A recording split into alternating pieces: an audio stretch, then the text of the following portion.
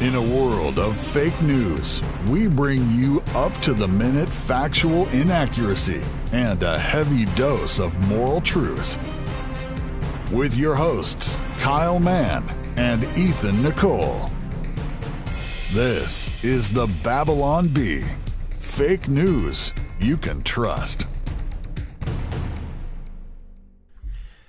All right, everybody, welcome to the Babylon Bee podcast. This is a special episode where we have Kira Davis with us. Yay! Lucky Our guys. fan favorite. This is our first time on video with Kira. Yeah? Oh, I'm so sorry, but And we haven't had a lot of live. We started our video podcast and COVID has kept so many people away. Yeah, I rescheduled. Plus we live out in the middle of nowhere. So because of COVID. yeah. And we want everybody to know that we are all wearing masks, Yeah. but they're those invisible ones. Well, they're green, and then we green screen. We're having special effects put our mouth back on. Digital. Mine is just a mask of my actual face, and the lips are. That's one of those animatronic flesh masks. Yeah, exactly. Animatronic You flesh can, mask. you can eat through it. You don't need to worry about fully compliant. With creepy. county recommendations. horrifying. I saw those ones that you could eat through, and it was like the Pac-Man, and Oh, it would like a yeah. honk, and then it would open in the back. That's when I was That's like, strange. you know what? This is over. We're not gonna this is it. We're done with all this. Yeah, Ethan has a cigar smoking mask. You just put like a hole, you drill the hole right through it. It kind of spirals open, and then you, Oh gosh. I've seen one that was Kerry Washington, the actress, Kerry Washington's mouth, because she is very well known for her mouth expressions. And I also happen to have a completely irrational and unfounded hatred for Kerry Washington as an actress. Like no reason. I don't even know who it is. She was in Scandal and Any relation to Denzel? no. George? No, that's I don't the know. only one I know. I don't know knows, that. yeah. I do know that she's everywhere, and I can't stand her as an actress. And again, it's completely unfounded and totally unfair. It's just one Yeah, of I have those things. too, yeah. I have no Just hate good 'em. reasoning for it. So anyway, my friends keep trying to send me Kerry Washington mouth masks. Okay. Yeah, I have no idea who she is. All these movies they're listing, never seen them. Django Unchained is the one that I recognize, but I haven't This seen it. must be. You haven't seen Django Unchained? I have never seen a You've movie. never seen a Quentin Tarantino I've film never at all. seen What? a Tarantino film. If I were to Guys, watch a I do Tarantino tend film, to- what should I watch? What would be the first? Holy cow, that is a tough one. What do you think, Ethan? The Gateway Tarantino movie. What's the Gateway gateway? I've is soured Reservoir on, like, Dogs, probably. And Kill Bill, I kind of got like, it felt gratuitous, and I was just like, I'm kind of sick of this. I don't know. That's what he is, though. Gratuitous. Yeah, he is That's part of gratuitous, the true. artistry of it. There's something about it. I don't know. I'm not as much of a Tarantino, Tarantino, like a lot of film people are. Yeah. But I mean, and the other thing is, I loved Pulp Fiction, but it was as a high schooler when my tastes were horrible. So I don't know That's if true. I watched it again, if it would be as good as I remember it being. But It's not. I watched it. I did rewatch it a couple years ago. Again, I was in it college. was just so brand new and nothing like. Yeah, I've never seen anything like it. Blew me away, and then I watched it a couple years ago, and I was like, well, I don't know. It was the thing that all those weird alternative kids liked, and to me, I was like, eh. But then again, here's an interesting question: is it that the movie doesn't hold up, or is it that because it was so groundbreaking, we've seen it done a million times now? That's true. That's Since probably then. true. Like when That's like when you watch old comedies. exactly. All those jokes have been done, but we don't remember. Charlie kids will Chaplin be like, invented "This a lot is of that so stuff. dumb," Yeah. but It's it's like, called well, no, the Seinfeld is unfunny effect. Because people will go back and watch Seinfeld and they'll say, "Oh, every sitcom has done this." They were the ones to do it first. I guess so. So unless you think Seinfeld's unfunny, you gave me a look there. No, I gave you the look. It was like I'd never heard that phrase Oh, before. okay. Seinfeld is, of course, the funniest thing. Well, you like Norm ever. Macdonald, so I figured you But had I good tried taste to get in my son Seinfeld. to watch Seinfeld recently because he's been rolling through the Netflix queue. Like, he refuses to watch Friends. He won't do that because Why? Because it's problematic. because all his friends are watching it. He doesn't want to be like all his friends. Did you kinda say? He's said? Friends, yeah. And then, but I told him he's gone through The Office, Parks and Rec. He's on Community now. I keep telling him to move on to Scrubs, but Seinfeld is the one thing he won't watch. He won't watch it. He's like, I don't have to watch it. I've seen clips of it, and it is the least funny thing I've ever seen. I'm like, what? It's a horrible thing to say. Oh, it was a scratch. Oh wait, was it Seinfeld or Friends? You started on Friends, and then you said Seinfeld at the end. He won't watch Friends, but Friends is kind of the thing that all of the kids are moving through now because it's I never almost seen like Friends, a so. historical relic. Some are trashing it as like very problematic, but most are like, they've never heard that kind of comedy before. They're not allowed to hear it. So it's actually kind of a cult. It's had a cult reawakening on Netflix with the kids. Yeah, I just think the People watch older comedies are bubbling up because they're probably so inappropriate now. Yeah.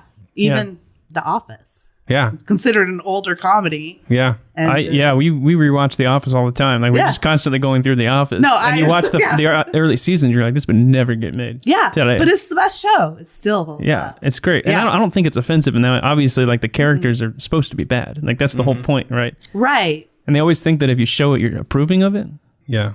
You know, versus saying like this character is a bad person, and that's why they're Yeah, we're acting not like even allowed to show the bad people, which Yeah, is it's like weird. going to be really sucky for comedy moving forward. Yeah, that's how you mock bad ideas and bad behavior. We're not even Or allowed to create talk a about the story bad arc. ideas. Right. Yeah. Well, that's the thing. We're not even allowed to even have the bad ideas represented in any way. Like now we're looking at what's going on in our cities right now with police brutality and Black Lives Matter and everything. But the overreaction has been to try to erase every positive representation of police officers in entertainment. And so to even acknowledge that there are such a thing as police officers is Right. I mean, we live in strange. Jesus is coming back, y'all. Any day. If you had to guess, like date, Yeah. what would it be? Yeah, like a date would probably be today at about 11:59. Well, no one will see this then because it's coming out Yeah. later. But Oh well. No time to edit. Well, maybe there'll be. We don't know. There might be, podcasts in heaven. We don't know what it's going to look like. We might Podcast. actually. Yeah. but they'll have to take this and upload it to the cloud. Hey. Oh my gosh, ladies and gentlemen. Wow. So you're against canceling Paw Patrol for Absolutely. kids? Yeah. And I know many, many mothers who are very much against it. It is the only thing their children will sit still for. So no, once you cross the suburban mom demographic, get it. No, they're not going for Well, the thing is that Chase, the whole Paw Patrol thing is it's a private security firm. Like these, like the Paw Patrol Tower and stuff. It's just this kid writer that adopted Like all these dogs. A fan fiction writer for Paw Patrol or something. No, it's not a city service. It's just Ryder and his pup sitting in their tower, and they're just like, "Hey, we'll go save people." He's not Yeah, a cop. but one is a cop. It's like He's not really a cop. He's just like a security dog. Oh, he's not really a He's cop. private security. But they're not really dogs. It's not really real at all. Don't tell my That is don't tell my 4-year-old. He's getting a little old though. For Paw Yeah, Patrol. I don't know how. I don't know how we got here, but We had kind of a plan for some topics, but this is how it is This with is Kira. how it That's why we is. love Kira because Yeah. it just Yeah. Oh, are it we happens. recording? The episode just Are we? happens. Is this on? Is this thing on? Are we even recording? I'll tell you why I told you guys this the last time when I was in. I get the most responses from appearances on the B podcast. Wow. I get the most conversions from like to Christianity. Yeah, no, I don't think so. But to my podcast, so people will hear me on your podcast and come find mine. I get a lot of letters from people who are like, "I found you on the B, We like and it. I wanted to hear more." But this audience, I love. There is something about this audience that translates well to my own audience. So I love being here, and I love chatting with you guys because I think, like life, there's just a lot of different interesting subjects to cover. And I also get to talk about it in a way here that I don't have the same freedom in my political work, which is always faith-based. And that's where I feel all the answers are. So I can be honest about that and open about that. Whereas the other times I have to couch it in a larger discussion because I'll just get kicked out of the discussion if I lead with "you need Jesus" or "y'all gonna hell." But that people don't like it when you say that. You can talk about hell as much as you want here. Yeah. Awesome. Go off. Awesome. Yeah. Well, you had some words to say recently about Candace Owens. You want to talk about that? Oh, you guys heard? Yeah. I shared it. And then I got reprimanded by some friends who are Candace fans. Did you? Yeah. I saw you shared it and I was curious about it because I was like, I wonder what Ethan thinks of she's this. technically a friend of the show in the sense that we did interview Yes. her, and I know that Seth's a huge fan.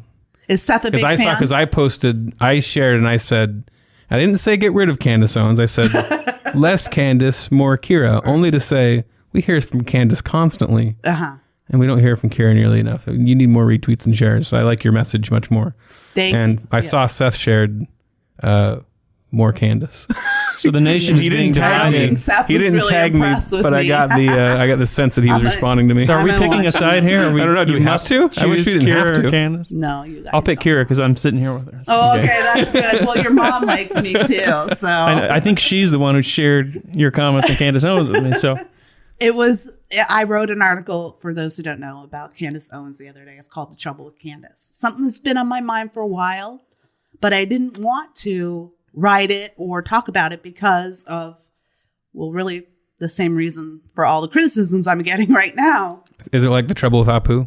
Oh, yeah. Are you trying to cancel Candace? This is what I'm hearing. Oh my gosh, right. I'm trying to cancel Candace. I'm trying to take away my favorite is I'm trying to strip away our First Amendment rights. Like we're both in opinion, right? We're both in the opinion industry. So it's literally my job to have opinions on people. That doesn't mean I'm trying to strip anyone of their First Amendment rights. That's the first reaction of our diehard conservative. Yeah. You're trying to tear my rights. Freedom of speech. Not at all. I'm just talking. Twitter censorship. I've grown more and more uncomfortable with Candace's approach and some of the things that she's saying the longer she's been on the scene. But I also believe, like a lot of people, that conservatives have a tendency to eat their own. And I didn't want to causing issues. The few times I mentioned even the slightest thing, I was just attacked. And so I was like, well, this isn't what I want.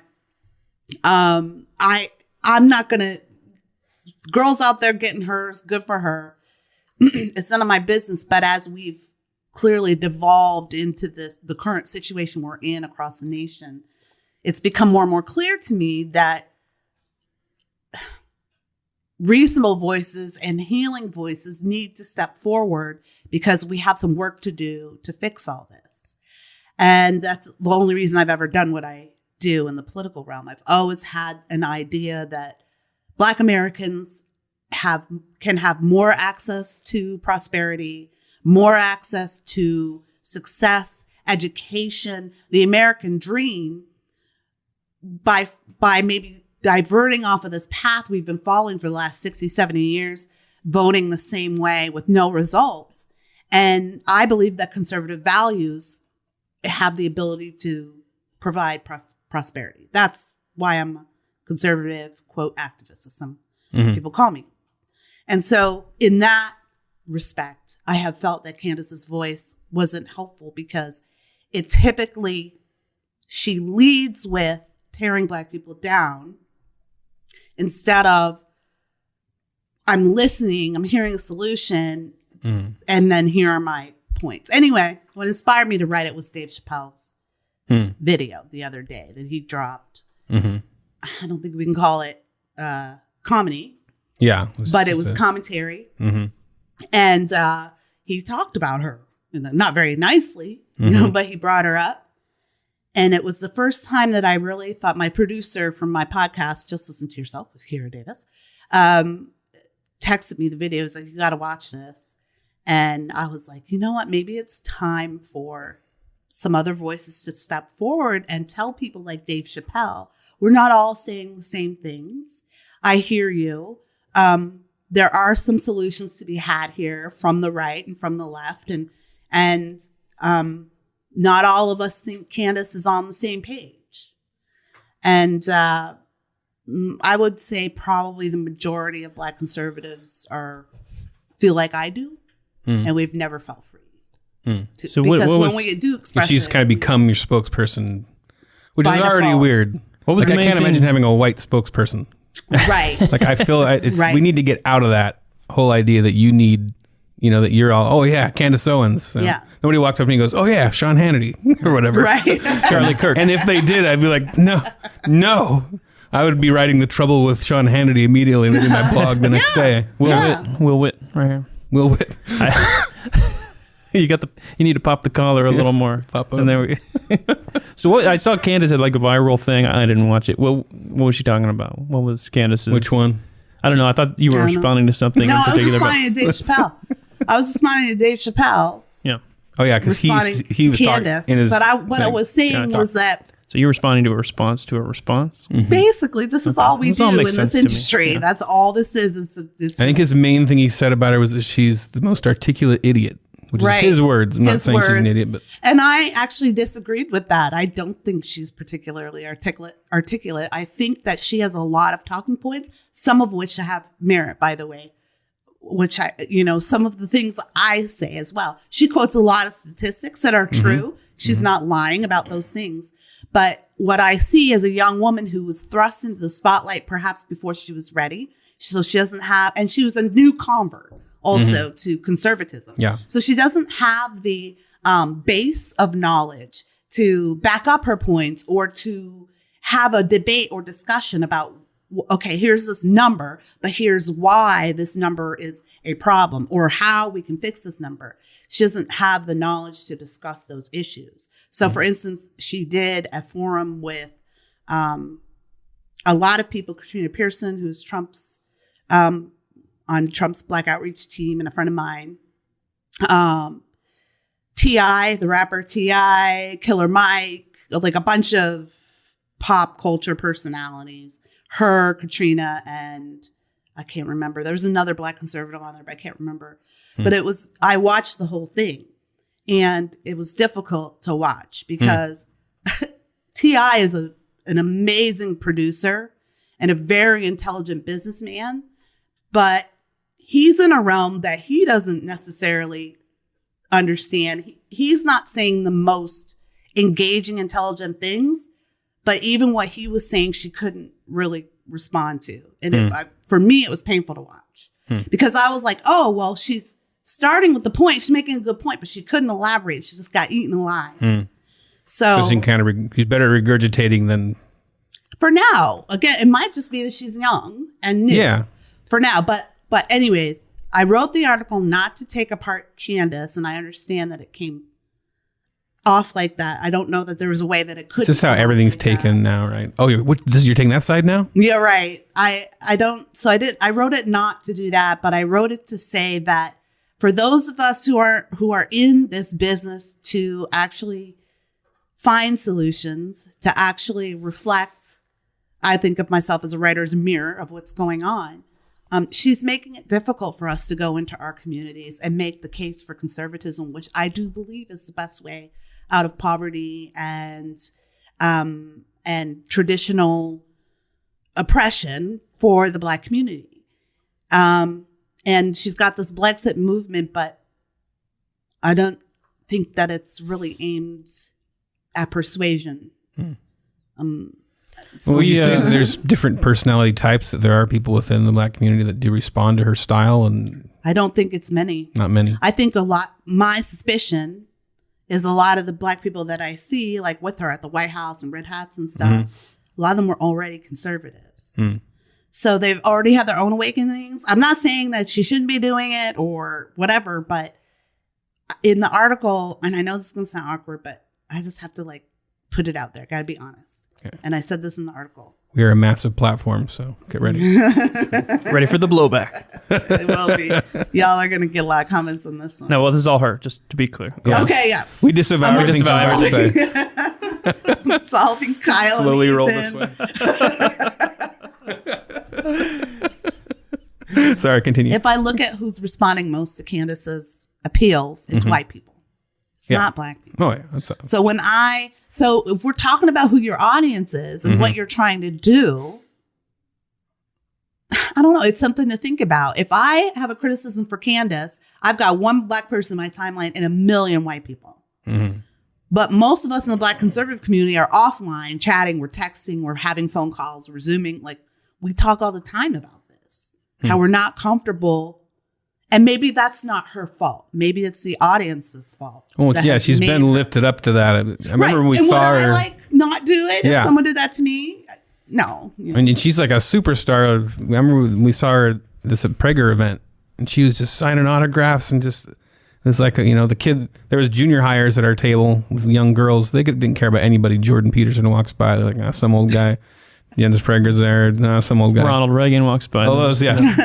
All of a sudden, there's Candace Owens. They're up. They want autographs. And they didn't even seem like, they just knew she was on the internet a lot. Well, we have a surprise for you. Candace Owens is in the yeah, she's here.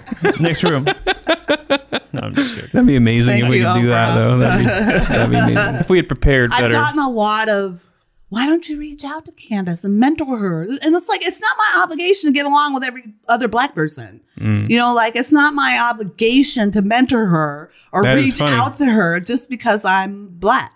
Yeah, like imagining somebody said that to me, why don't you reach out and mentor to Sean Hannity?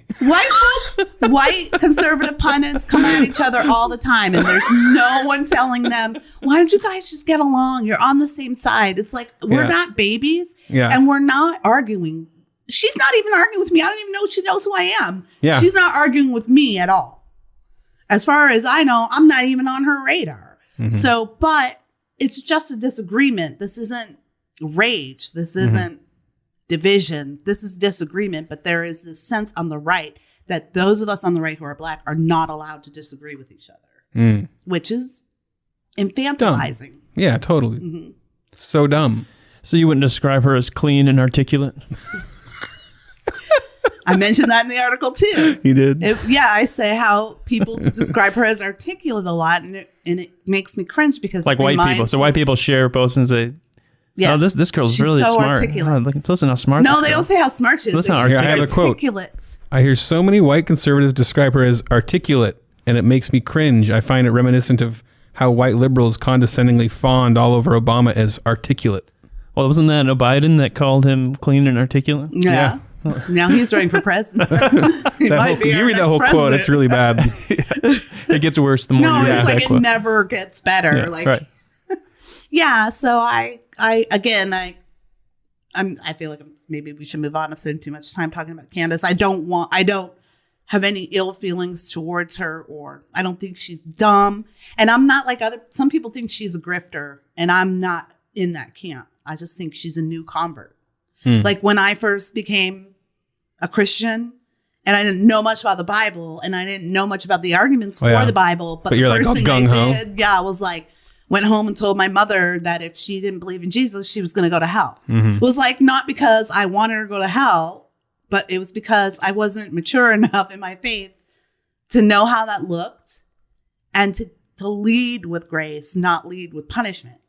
And so I don't think it helps the cause of racial reconciliation and peace if our rhetoric is always inflammatory. I don't know how that is winning over Black communities. I want Black communities to come over to the conservative side and start trying to implement conservative values in their policies and politics in Black communities. That's what I want. I think it even goes beyond race. Like if we go to a conservative conference or we see people, it's always like these young people that they elevate.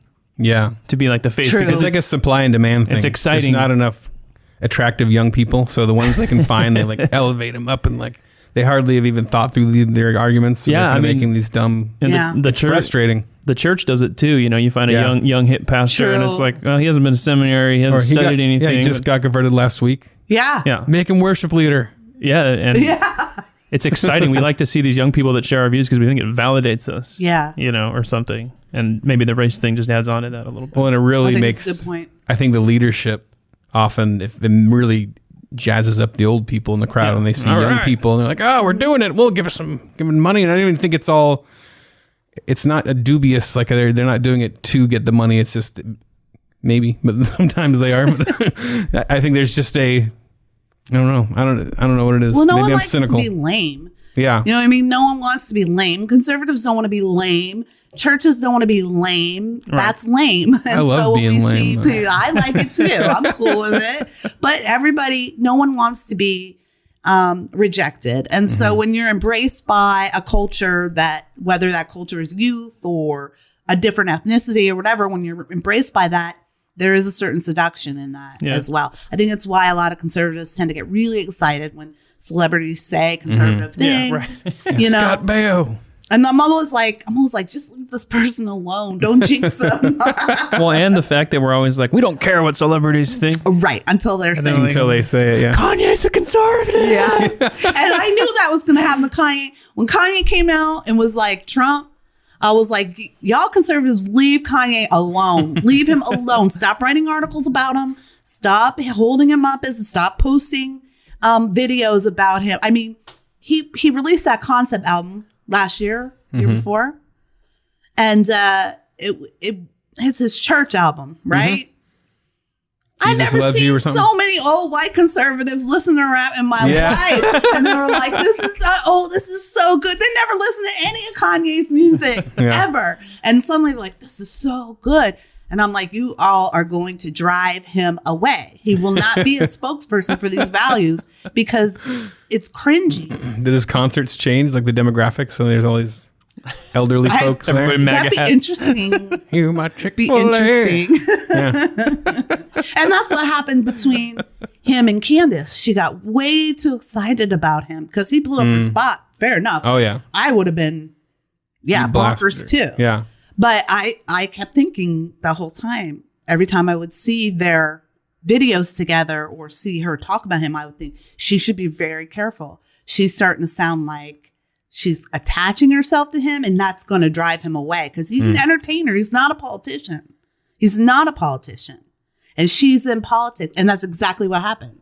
He was like, I don't like this. I'm not comfortable with this. So I'm separating myself from this. I had to learn that with girls. It took me till I was like in my 30s. Still a little clingy with your wife, to be honest. Yeah, it's true. Yeah, I married her. Yeah, we need to think of some white, super needy. We need to find some white musician that we can convert to. No, that we can convert. Yeah, and then Scott Stapp. Just blow up our. No, they should be like liberal or kind of whatever, and then they convert them. A liberal white person that you like musician or I don't know. Yeah, once again, I like when you make the parallel of white. How weird it is. It doesn't make any sense. What about Celine Dion? Like if we converted Celine Dion. Yeah, to conservatism. And then cling to her. Yeah, and cling. Yeah, she's sharing all our posts and stuff. Yeah, these guys make a lot of sense. Yeah.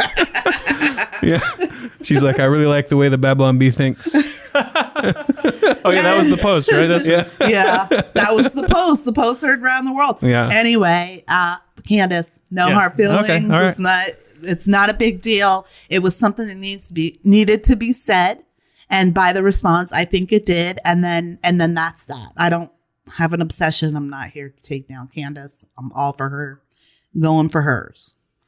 All right. Well, you talked. Oh, sorry. So you're talking about not wanting to be lame.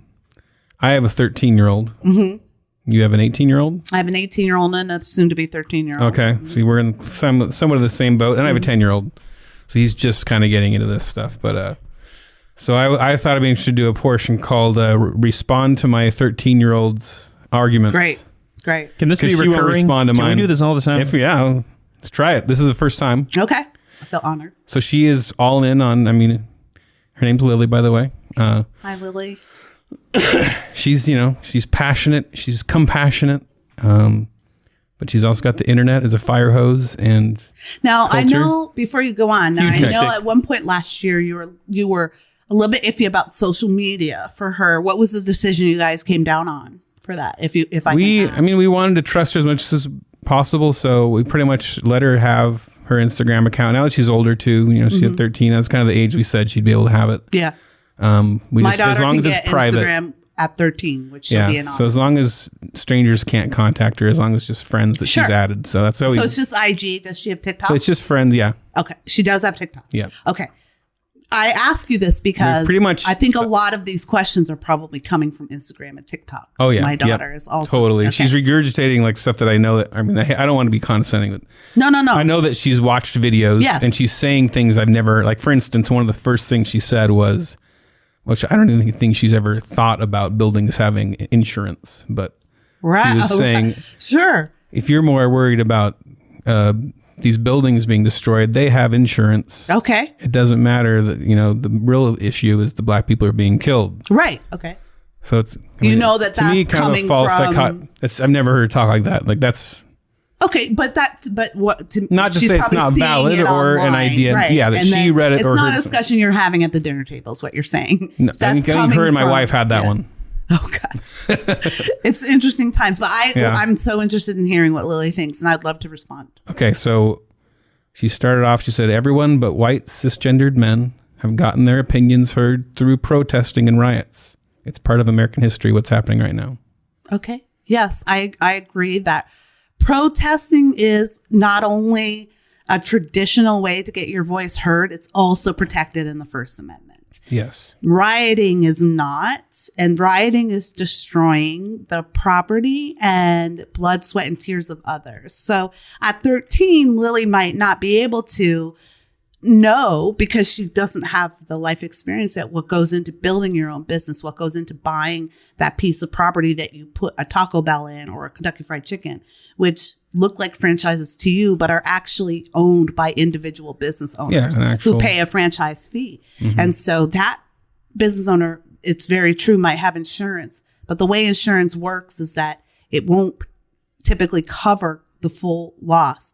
Most people who get hit will lose their businesses. Mm-hmm. Many of those people are minorities or women owners, single moms.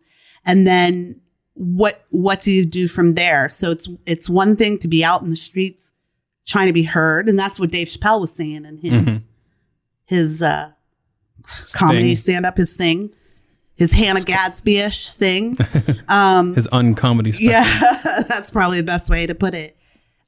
He was saying, this is the streets talking. And I've said that too on my podcast. Don't dismiss the voice of the people just because it's not saying what you want it to say. That's how we got Trump in 2016. People dismissed the voice of the people. So those people went to the ballot box. Right.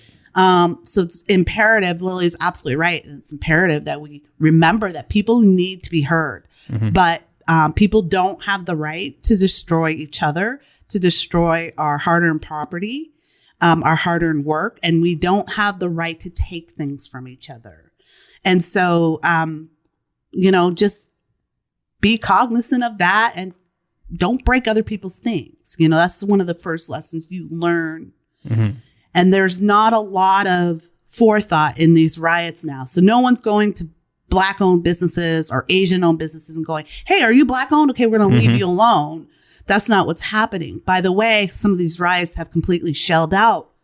They're happening in majority Black areas. Yeah. They shell out the neighborhoods. They destroy these Black-owned businesses, and then all of the rioters leave. And who's left to pick up the pieces? Yeah. It's the people there in the neighborhood. Horrible. So I appreciate Lily's point of view that protesting does bring change. I do believe that. We absolutely should. That goes all the way back to the founding. You can't deny it. I mean, especially on something this Certainly big. Not. Yeah. Certainly not. There's a difference between protesting and rioting. I just want to say that we have a combination Taco Bell KFC. This is America. Right on the street here. The most amazing country on the face of the earth. And Kentucky Fried Tacos. But what's the difference between the riots and like the Boston Tea Party, where they're destroying stuff because they threw stuff in the thing? They did throw stuff in the thing, but they it's water, I think, is the thing. It's water stuff, and it went in the thing. The Boston Harbor, right? They did, but what they didn't do is then destroy the entire harbor. They needed the harbor. So it was like a targeted, we're protesting against this one thing, so we're putting the tea in the harbor. Making a big teapot in the harbor. Yeah, I guess. Yeah. I guess the overall question, though, is... Like, what would be the equivalent today if these protests just went to the police station and, like, protested at the Minneapolis police station? Yeah, like, is it equivalent to burning down a police station? Right. Like throwing tea in the harbor? Yeah. I don't know. Like, would you I don't know if the... I guess the hard thing about it is... I don't know if I thought about it long enough, but I don't know that it's a really great comparison. Well, things were destroyed. So what's the I guess the thing with that one is it was planned, right? This is more like people go out to protest and then other people go, and then there's just it just becomes like a There's a difference between rage and rebellion. So I do think it seemed like there was some planning going on with certain groups, Antifa and stuff. Absolutely. Why don't you read Lily's next? Okay. Let's see. She said there are white supremacists escalating these, causing the riots. It's police shooting tear gas and rubber bullets that are making it worse. You should have a degree. Oh, so she's saying you should have a degree to be a policeman, like a doctor. You should have to get like almost like a PhD to be a cop. Okay. And I wonder I don't know if Lily knows what it takes to be a police officer. So I guess if she was sitting in front. We all kind of guessed and we didn't know if she knew or I knew. Sure. So if I was sitting in front of her, I would just say, well, tell me what it takes to be a police officer and how we could improve that. That's a question I'll ask, and I don't have the answer to either. And then also I would say that I would ask, like, what is the line? How far if the police we're talking about a few bad apples in an institution that we absolutely need. Mm-hmm. I'm going to make an assumption here about Lillian and you guys and your lives. It's my suspicion you have never really lived in a place where you depend desperately on the police to be there when you Probably me more than her, because I grew up in a very poor area of Oregon, a very small town, known for its meth usage, and there's a lot of crime. So we had to call the cops a couple times. We had stuff stolen out of our yard and stuff like that. I never encountered murder or anything like that, but I know that it happened regularly. But yeah, I grew up in a different culture than my kids are growing up in, because I grew up in low income housing, in a little dingy neighborhood. Churches bringing us food. My dad's homeless. So yeah, but yeah, not her. And the same for us. Same for my kids also, by the way. But I tend to think that is a point of view that comes from people who have never had to live in an area where the police are sometimes the only thing standing between you and absolute ruin or death. So there are a few bad apples, but that doesn't mean that the institution of policing is bad. And police officers aren't a uniform. They're people too. Mm-hmm. And so if there are people throwing things, trying to set them on fire, trying to beat them up, if there are people trying to hurt innocent people, I would ask her to go look at some of the videos of people getting beaten in the streets, some to death. Yeah. Are the police supposed to stand by? There are sometimes violence has to be combated with violence. That's the only way. I lived in an area. It's why I'm actually pro Second Amendment to this day, when I used to be very anti-gun, because I lived in an area where it was very dangerous and I was alone with 2 kids. My husband was off here in California for work and for 4 months. And it was just me and the kids in the middle of the hood. And we were having a rash of violent break-ins on our street, like the kind where they were taking old people and dragging them into the street and beating them to a pulp. It was just terrible.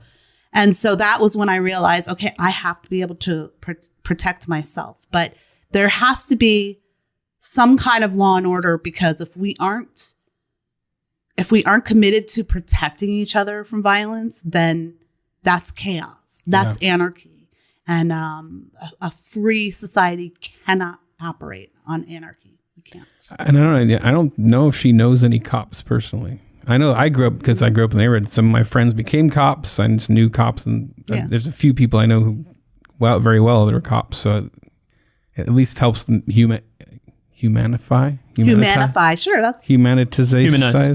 That's it. Humanize them. I can sound smart now. It's humanize. We threw the stuff in the thing. Hey, what we humanized.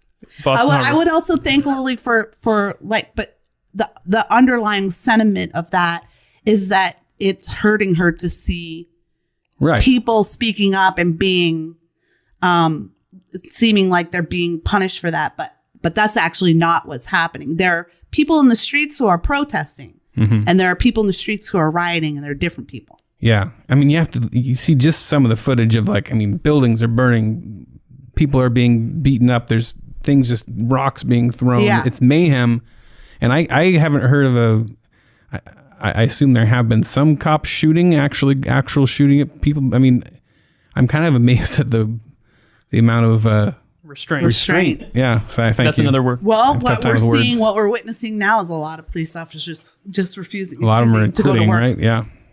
Yeah, and I blame them at this point. Who wants to be a cop right now? No, that you're truly a special person if you want to be a cop right now, because now you're going to be held accountable for everything when your job is life-threatening every day. And cops are people. Let's remember, this is one of my appeals in the racial reconciliation conversation that I'm always having is that when we stop looking at the other person, whoever that other person is, the cop, your neighbor, your classmate, when we stop looking at that conservative, a liberal, we stop looking at that person as a human being, as a purposefully created human being who has value totally outside of whatever their political views are, whatever their background was. Once we stop looking at that person as a human being, then we have necessarily precluded ourselves from being a part of the solution because we're otherizing the people that we're supposed to be bonding with, that we're supposed to be finding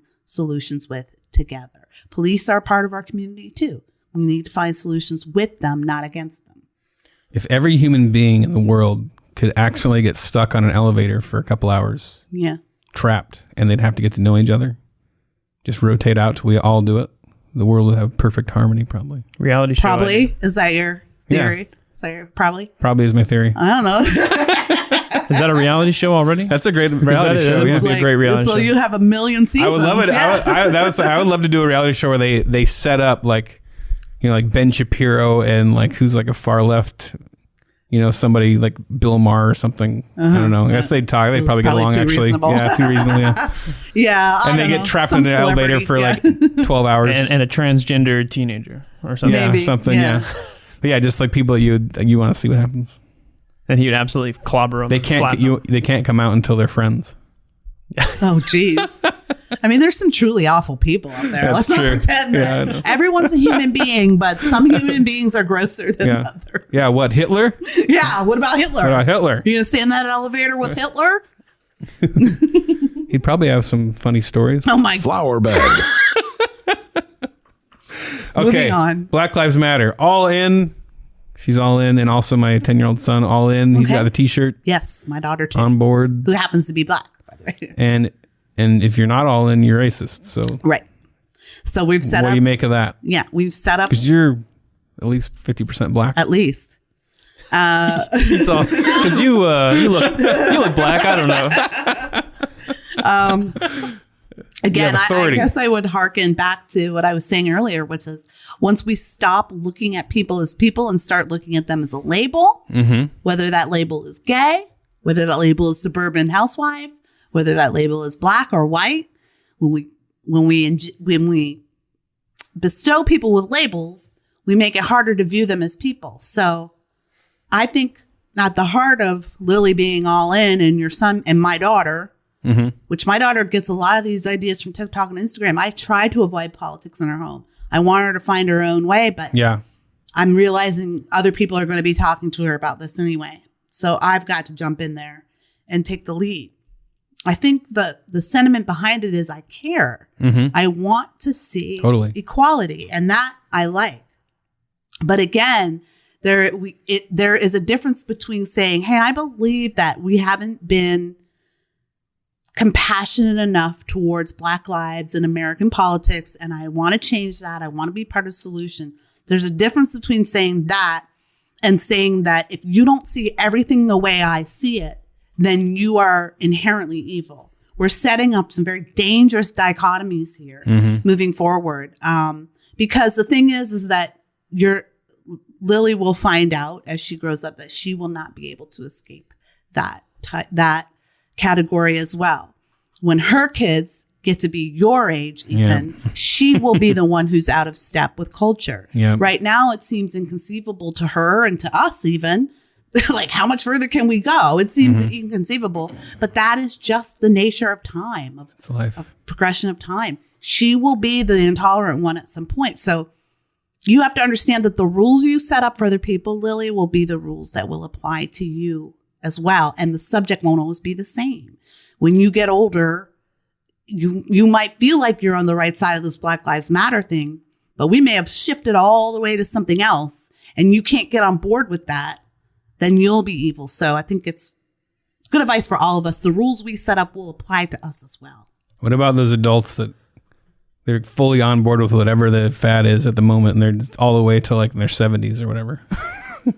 I don't know. Like They're the rare, same, right? like the same fad, You or trust them? the current fads. Whatever the current one is, they and then they jump, they lily pad from whatever they live that life.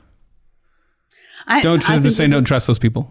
Yeah, don't trust those people. You get an example. I'm trying to think what you're talking about. Yeah, you should never trust like the youth anyone pastor who's still skateboarding and wearing Vans and stuff, or just whoever, an adult who they kind of just their opinions and their politics just kind of are whatever is the current. You will owe every one of them. And then in 10 years, if you check in with them, they've changed it to whatever it is. Then they'll get caught rare, but they're anyway. Yeah, sure. I think it's mostly very immature adults.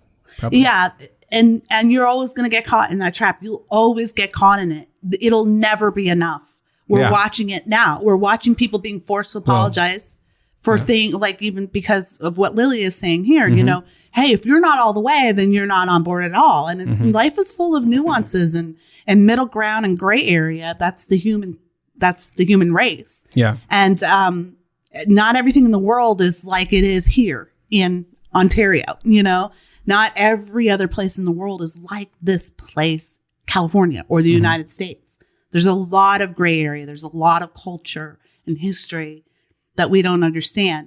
At some point, everyone gets trapped in that. And that's why it's so important that we have to understand that the rules we set up for other people we're all going to have to adhere to those rules at one point or another.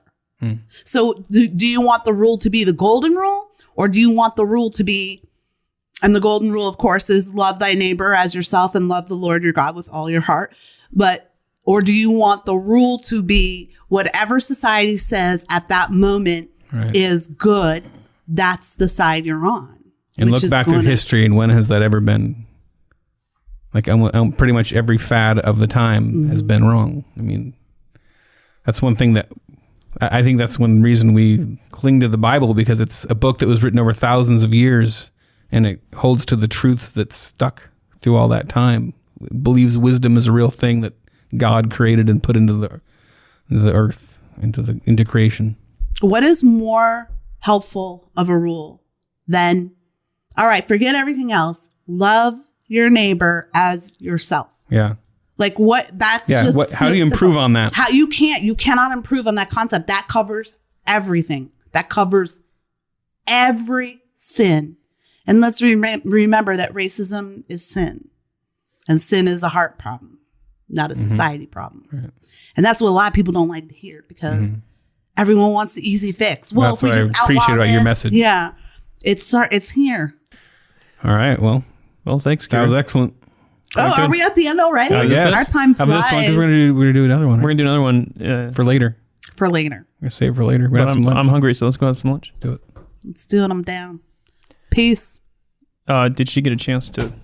Oh yeah, did you promote all your stuff? I've been plugging myself this. I know she has the whole time, but we usually have one at the end. Well, go look me up on Twitter at Real Kira Davis. You can find my podcast, Just Listen to Yourself, which actually just hit the top 20 on iTunes for news and commentary this week. Impressive. So we're really happy about that. And then, that's all I got going on for now. It'll all be in the show notes too. Great. Bye. Bye. Bye. Oh yeah, bye.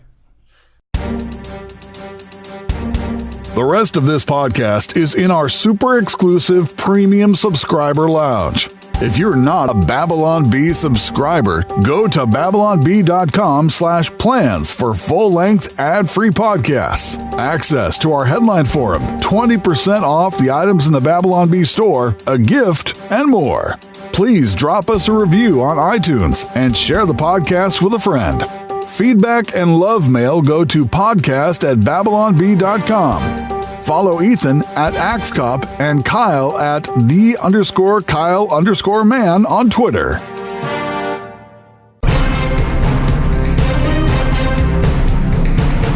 Kyle and Ethan would like to thank Seth Dillon for paying the bills, Adam Ford for creating their job, the other writers for tirelessly pitching headlines, the subscribers, and you, the listener.